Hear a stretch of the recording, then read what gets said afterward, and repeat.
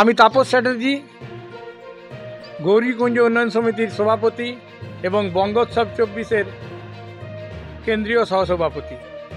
আমি আজ আপনাদের কাছে একটা আবেদন করছি যে আগামী 28শে জানুয়ারি জামশেদপুরের গোপাল ময়দানে পূর্ব সিংভূম, পশ্চিম সিংভূম এবং সারাইকেলা খরসোয়ার সমস্ত ভাষাভাষীদের মিলন ক্ষেত্র বঙ্গোৎসব 24 অনুষ্ঠিত হচ্ছে এবং এই বঙ্গোৎসব গ্রামের বাংলাভাষী এবং শহরের বাংলাভাষীর সমস্ত বিভেদ ঘুষিয়ে আমরা গত উঠেছিলাম। গত 19শে মার্চ জামশেদপুরের গোপাল ময়দানে হয়েছিল, এবারে 28শে জানুয়ারি হচ্ছে, যেখানে সমস্ত এলাকার বাংলা ভাষাভাষীদের কৃষ্টি, শিক্ষা, শক্তি, সংস্কৃতির উপস্থাপনা হয়।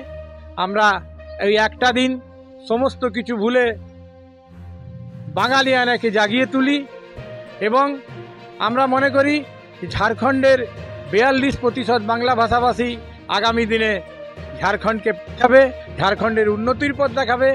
তাই গতবার যেমন আমরা বঙ্গোৎসব করেছিলাম, এবারও সেই ধরনের করছি এবং আমরা আপনাদের কাছে অনুরোধ জানাচ্ছি যে আপনারা দলে দলে এসে এই বঙ্গোৎসবকে সফল করুন।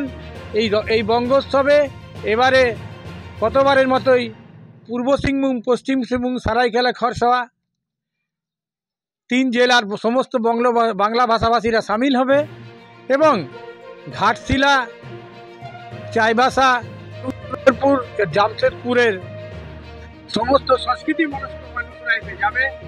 আমাদের এই 4 জায়গার সাংস্কৃতিক অনুষ্ঠান হবে। এই 3টি জেলার লোকেরা নিজেদের সমস্যার ব্যাপারে বলতে পারবে, সমাধানের উপায় খুঁজবে।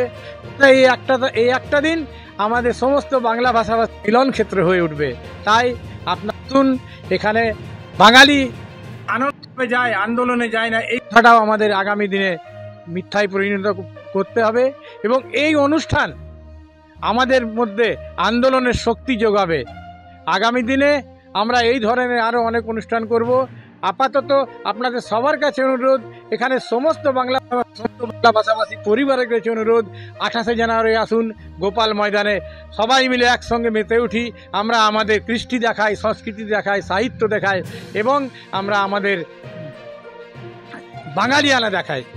এদিন দুপুরবেলায় আমাদের পুরুলিয়ার বিখ্যাত লোকগীতি শিল্পী বাদল পাড়ের অনুষ্ঠান এবং রাত্রেবেলায় জি সারেগামা খ্যাত, ইন্ডিয়ান আইডল খ্যাত অনুষ্কা পাত্র এবং রাহুল সিনহার সঙ্গীতানুষ্ঠান।